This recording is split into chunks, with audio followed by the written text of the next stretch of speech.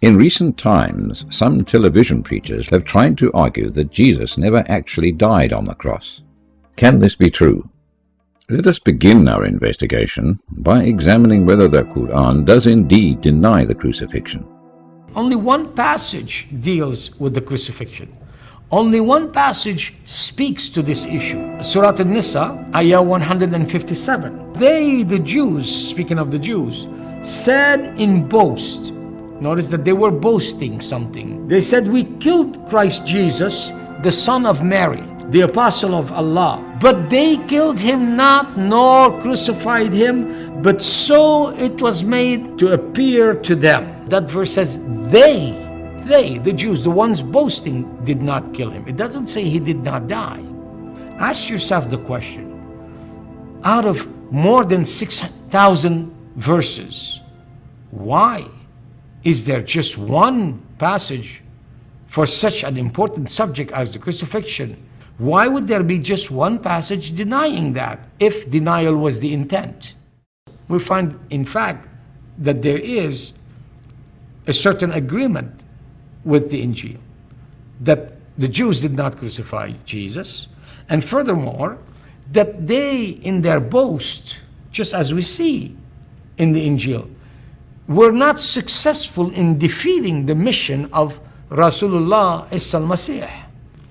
We cannot take this passage, one and only passage, and read into it with a certainty that there never was a cross and that Jesus was not crucified on it, because number one, it tells us it wasn't the Jews that crucified him, which we know historically is a fact. Secondly, it doesn't tell us clearly that there was no crucifixion. Thirdly, it tells us the whole thing is shrouded in doubt and conjecture.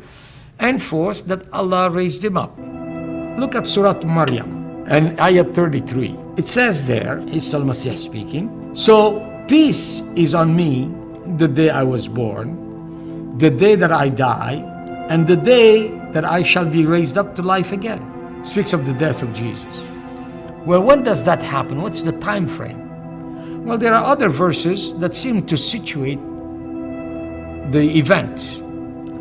Look, for example, at Surah Al-Ma'idah and Ayah 117.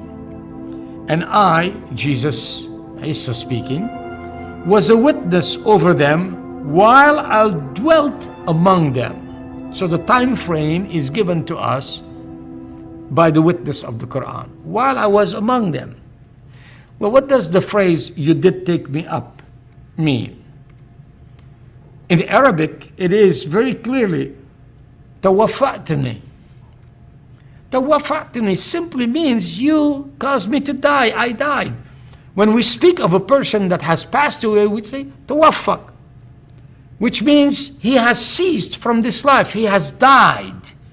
Many figures of tafsir have grappled with this issue and have come to the conclusion that before the taking up of Isa al-Masih to heaven to be with Allah, death had to have occurred.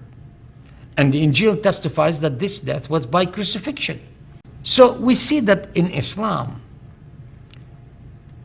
many have come to an understanding that Isa al-Masih did die. And since there is doubt and conjecture, what shall we do to clear up, if you wish, the air? Well, the Quran tells us what to do.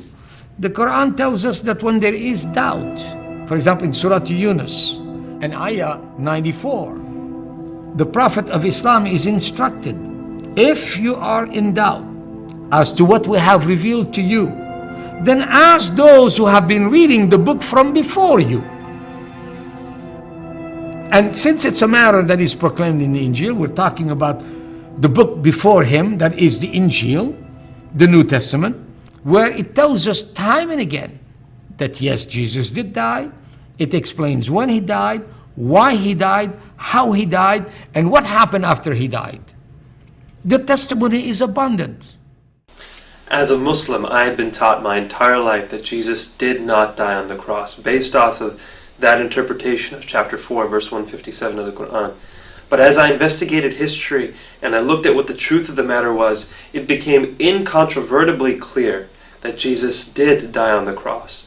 So I could no longer accept that interpretation of the Quran. I had to come up with some alternate explanation, and to me, the only thing that would fit the evidence was that Jesus actually did die on the cross.